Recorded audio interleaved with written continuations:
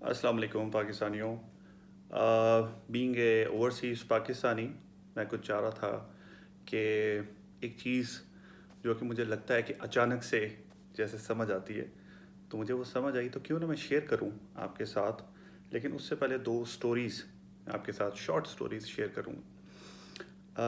اگلے وقتوں کی بات ہے کہ ایک وائز کسی مجمع میں وعظ کر رہے تھے اور لوگوں کو یہ سمجھانے کی کوشش کر رہے تھے کہ جو کرتا ہے وہ اللہ تعالیٰ کی ذات کرتا ہے اور اللہ کی منشا کے بغیر کچھ نہیں ہوتا.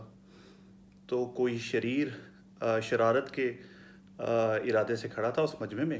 اس نے اس وائس کو پیچھے سے کنکر مارا جو کہ ان کے سر پہ لگا اور خون نکلنا شروع ہو گیا. اب انہوں نے جب مڑ کے دیکھا تو اس نے کہا کہ آپ تو کہہ رہے تھے کہ جو کرتا ہے اللہ کرتا ہے, تو یہ بھی اللہ نے کیا. تو انہوں نے کہا بالکل ٹھیک کہا تم نے, کیا تو اللہ نے ہی, لیکن میں صرف یہ دیکھ رہا تھا کہ اس میں منہ کس کا کالا ہوا. دوسرا واقعہ یہ ہے کہ کچھ دن پہلے میں مسجد سے نماز پڑھ کے نکل رہا تھا تو میں نے دیکھا کہ ایک صاحب تھے اچھے مناسب لباس میں.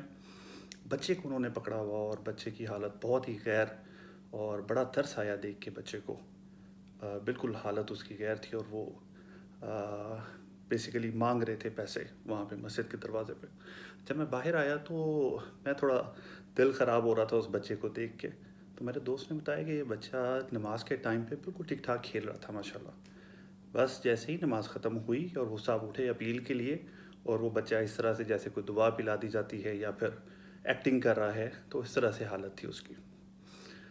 تو مجھے اس سے یہ سمجھ آیا کہ ہم اپنے ملک میں بھی ارد گرد دیکھتے ہیں کہ لوگ بچوں کو اٹھا کے ریڑھیوں پہ ڈال کے مانگنے کے لیے پھرتے ہیں, بھکاری جو ہوتے ہیں. تو پھر ایسے لوگ جو خود ٹھیک ٹھاک ہوتے ہیں وہ کیوں کہتے ہیں کہ ہم بھکاری ہیں؟ جیسے کہ ریسنٹلی شہباز شریف صاحب نے فرمایا کہ beggars are not choosers so we are beggars, اور بیگرز مینس کہ وہ ہمیں پریزنٹ کر رہے ہیں دا نیشن کہ یہ دیکھو یہ مرنے والا ہے, یہ پوری کی پوری نیشن, اور اس کا کچھ نہیں بچ گیا, مجھے اس کے لیے پیسے چاہیے, ہم تو مانگ کے کھا سکتے ہیں, مانگے بغیر تو کھا سکتے نہیں ہیں.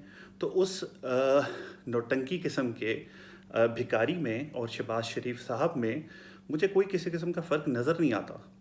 وہ اس وجہ سے کہ وہ بھی اپنی اولاد کو کچھ انجیکشن لگا کے, کچھ ٹیکے لگا کے, کچھ نشہ ور دوائیاں پلا کے کسی ریڑھی پہ ڈال کے لے کے پھرتا ہے کہ میں بھکاری ہوں, حالانکہ وہ بھکاری ہوتا نہیں ہے, لیکن وہ کہتا ہے کہ میں بھکاری ہوں, اس کے نام پہ مجھے کچھ دو. بعینی ہی شہباز شریف صاحب ایک آدمی ان کا جو خاندان کا ایسا ہے کہ اگر وہ پیسہ ملک میں لے کے آئیں تو میرا خیال ہے بہت سارے مسئلے پاکستان کے حل ہو سکتے ہیں. لیکن نہیں, وہ بیگر بننے کو پسند کرتے ہیں, وہ چوزر نہیں بننا چاہتے. اور کس کو دکھا کے؟ ہمیں دکھا کے, ہماری قوم کو دکھا کے, ہماری قوم کی لاش کو لیڑی پہ ڈال کے وہ دکھاتے پھرتے ہیں کہ پہلے اسی قوم کو انجیکشن لگا کے انہوں نے اس حالت میں پہنچایا, اور پھر کہتے ہیں کہ اس کے نام پہ ہمیں یہ دے دو.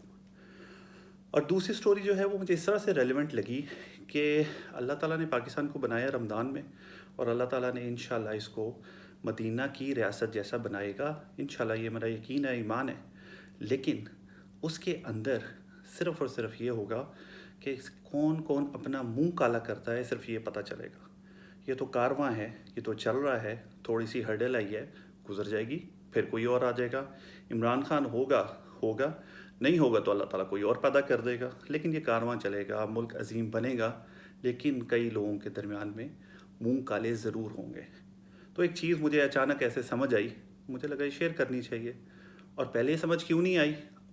تو مجھے لگتا ہے اس وجہ سے کہ پہلے ہمیں کسی نے بتائی نہیں, کسی لیڈر نے آ کے, کہ جب اللہ نے آپ کو پر دیے ہیں تو رینگتے کیوں ہو؟ اڑو ان پروں سے, رینگو نہ, دماغ کو آزاد کرو. غلامی کی سوچ اور ہوتی ہے اور آزادی کی سوچ اور.